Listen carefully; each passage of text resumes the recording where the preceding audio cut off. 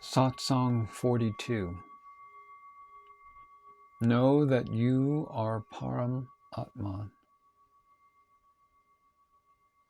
9th December 1934. Morning Satsang. Any work should be first properly understood and then done. Then, when it is properly done, it becomes beneficial. The individual or jiva is of three qualities. The first is sattva, the second raja, and the third is tama. The meaning of vice is to have a liking for dirty things. That is tama. Raja means to have a liking for grandeur and worldly things, and to have a wish for receiving praise and honor. Being of the quality of sattva means to do spiritual practice, to practice meditation, to give in charity, to worship and sing devotional songs, bhajans and kirtan, to do formal worship, puja. What is the purpose of all of this? We do this because of the desire to meet the Guru in the future, to be led out of worldly life. As this is very necessary, we give importance to the sattva quality. When the Guru meets you, he tells you that you are Atman. Then it is up to you to develop that attitude. When the schoolboy passes his examination and moves to a higher level, he is not expected to sit in the lower level class any longer, because he has already progressed. You are the Supreme Self, Param Atman, yet the state of realizing oneself as Param Atman has yet to be attained. How do you attain it? You have to live according to this goal. For example, if you are a lawyer, you have to win the case by doing everything that is necessary. Here, the mind will be the judge. Its judgment is the true judgment. One must be fully convinced that one is Atman.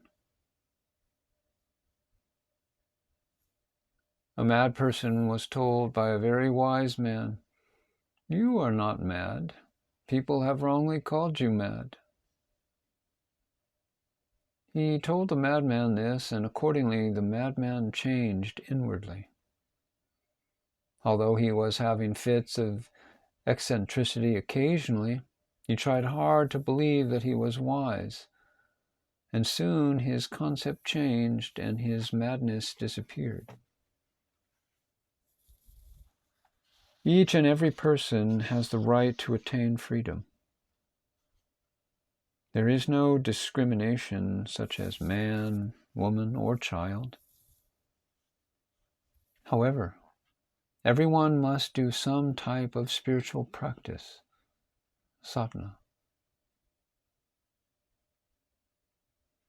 Once there was a disciple who, although he had received instruction from his guru, he had not given up his former attitude. He had a peculiar sense of cleanliness.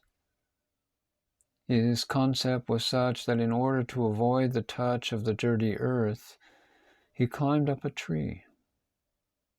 He lived in the tree, drank only rainwater, and continued to believe that the earth was impure. When his guru came to know about this, he went to see him.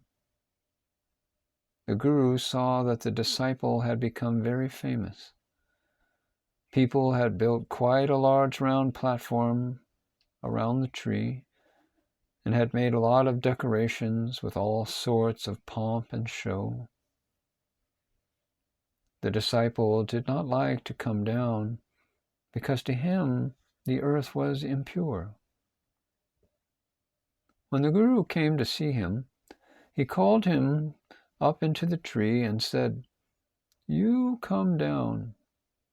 And the disciple said, "I will not touch the earth." And then the Guru asked, "Where are you sitting at present?" And the disciple said, "On this tree." And with this the Guru said, "The tree is part of earth, and you remain on this tree. The tree and the earth are not separate. You have separated them by your imagination, but the tree cannot be separated from the earth. The tree is the offspring of the earth, and therefore it cannot be separated from it. It is in its entirety a part of earth. You are smothered by your imagination, and in this way you yourself have become impure. I gave you a mantra so that you would become pure, in unity with the whole world. But you, by your imagination, are holding on to ideas of separateness and of purity and impurity. Because of that, you have become impure. You are now unfit for realization that there is nothing other than Brahman. This is why you have no self-knowledge, and you will not be able to realize that everything is only one absolute Brahman. As the disciple listened to this, he understood his folly, and with fear he climbed down. Then the Guru said, "In order to wipe out your ego, you will have to live in the pen of pigs for 6 months." When the Guru gives knowledge, one should leave all former rituals and do only that spiritual practice which is advised by the Guru. One should be completely devoted to the Guru. Do not worship many gods. When you have understood that you are the self, why do you think yourself to be an individual? If you are a king and still maintain illusory doubt about it, how can you keep up your kingship or kingdom? Please bow only before the Sadguru with all your heart. You should not bow down before other gods. Their existence should not even be separately recognized or confirmed. Even if scholars well versed in the Vedas may be present, you should first bow before your Guru, because the Guru has given you the status of God. Worship only your Guru. Consider that the Guru is the Almighty Lord of the universe. Come to the understanding that I am Brahman. Do not abandon your godhood and take a step down. Your godliness will be proved by your actions. You must be sure of what you are. If a Hindu declares that he wants to become a Muslim, there are people ready to convert him.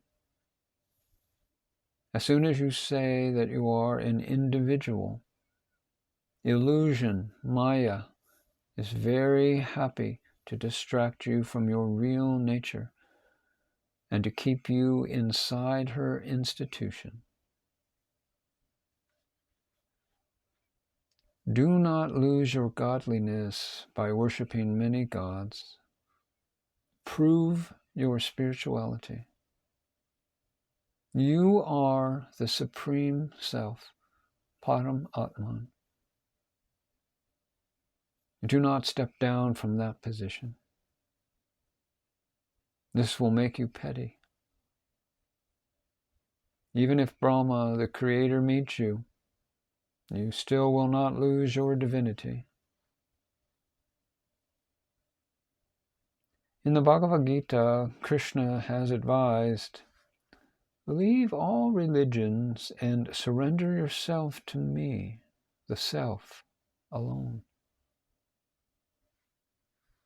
Do not indulge in useless activities. It is useless to worship many gods. Do not do it. If others are doing so, let them do it. You should only remember the Self, Rama, and let the world go on fighting. Those who worship other gods, let them do so. You should become God. Rama. You are Rama. Performing many rituals may give you many things, but these things only overpower you and subjugate you. Krishna says, it is you whose authority should be obeyed by all. You must attain the state of Param Atman. If you put before you anything less, how can you be Param Atman? To remain as the Self is to not do any rituals with attachment. Do not degrade yourself and call yourself an individual, a jiva.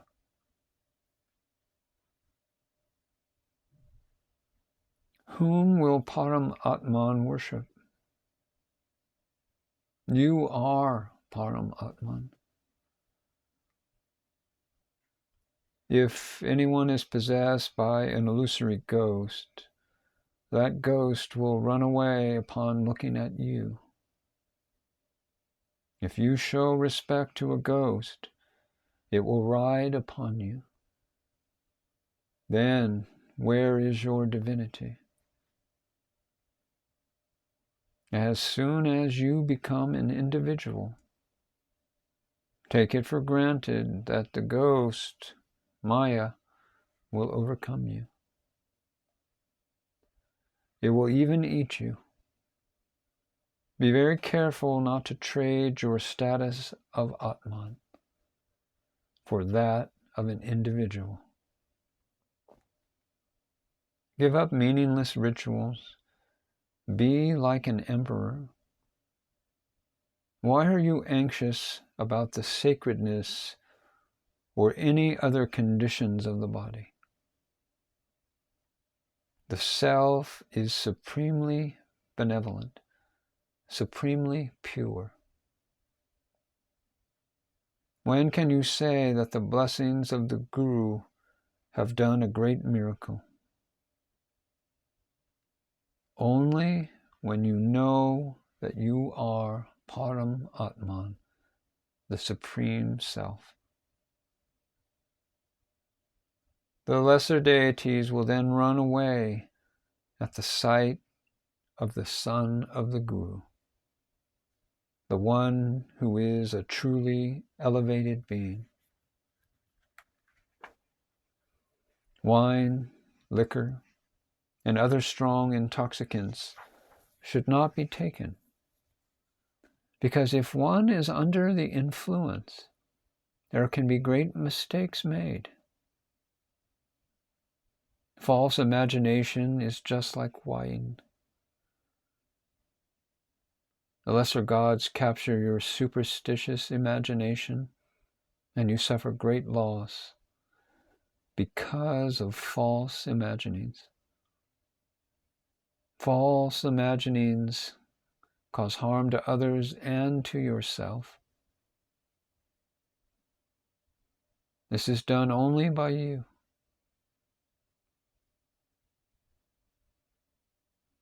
Do one thing only.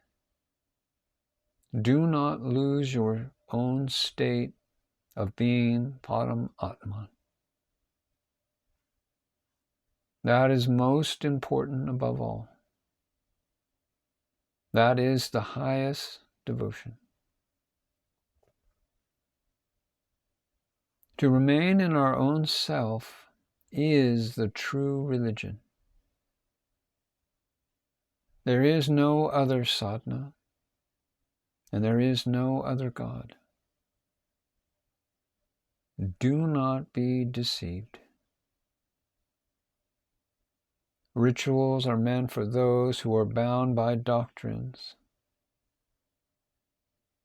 In daily life, keep up the faith that you are Param Atman. Do not forget this. It is very necessary to be very observant in this way. There is some danger that something which is incorrect may pass as the right path, and the real path of knowledge will be lost sight of. Therefore, do not tread too much on the path of rituals, for this is futile. You may beg for filling the belly, but do not do anything that will hamper the path to self-knowledge.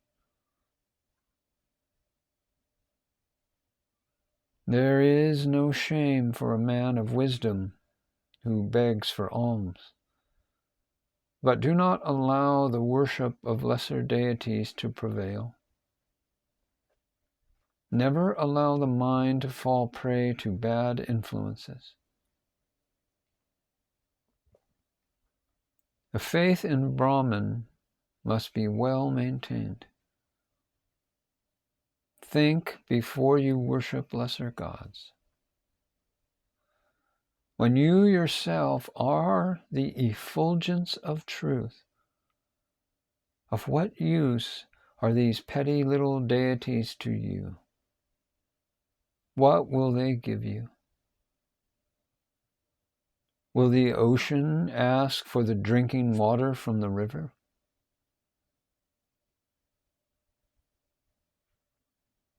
When the Guru declares that you are the self, why do you insist upon only being an individual? This is your own foolishness. Don't do it any longer. Frequently check to see whether you maintain the right attitude that you are Param Atman, the Supreme Self. This means that you should always be conscious of it. Never forget it for a moment.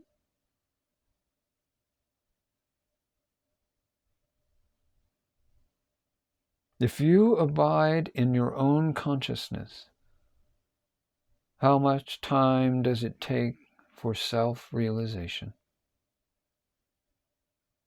It is always there.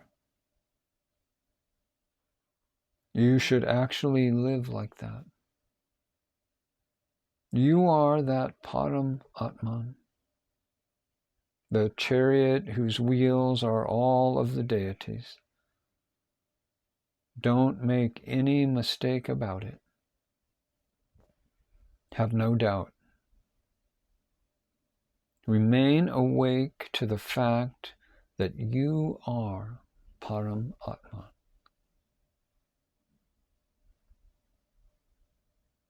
They say that if you do some particular thing, you get merit. Why do you want merit? True merit is giving up the state of being a jiva. The following of any religion other than that of the self is to miss the mark. How can the Supreme Self, Param Atman, which you are, follow the religion of others? Atman is the greatest. By virtue of this inherent greatness, one is fully Atman, naturally supreme joy. If anyone abuses you by a foul word, you hold on to the memory of it, but you do not even notice the knowledge that it is generously showered upon you. That is the sign of being an individual. Let a person call you that which is most lowly, but be sure that you are Atman, and see what wonder takes place. Once the inner judge has given the judgment that you are the self, that judgment will never be changed. That's all there is to it. Then you really become Param Atman. Suppose that the mind is your wife, and if she does not obey you, where is your bravery? Abide in the self always. Remain awake every moment. In order to attain godliness, to attain the conscious awareness of being the self, you should never do anything for worldly gain that will jeopardize your aspiration for self-realization. That act may be desirable from a worldly point of view, but anything that undermines the state of Brahman is completely undesirable. And this is possible only for one who practices diligently. What will be the accomplishment of the one who does not study hard and abide in the self? To develop the sense of being the self is itself merit. To lose that state is what is called sin. What do you think devotion to the Guru means? By devotion to the Guru, you become the ruler of all the gods. You are regaining yourself.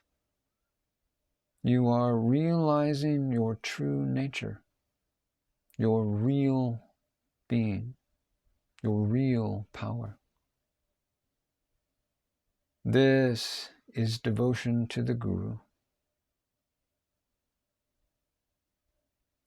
Devotion to the Guru and devotion to God means to realize your own self, your own completeness. By practicing devotion to the Guru, we attain self-realization. What has happened to those who have had devotion to their Guru? They have become Brahman. They have achieved reality. Devotion to the Guru must be very one-pointed. Only then is Brahman realized. Some say, I do service to my Guru. I do devotion to my Guru. To such a one I ask, what do you do in this devotion? Do you realize your true nature? Do you gain what is your own true possession?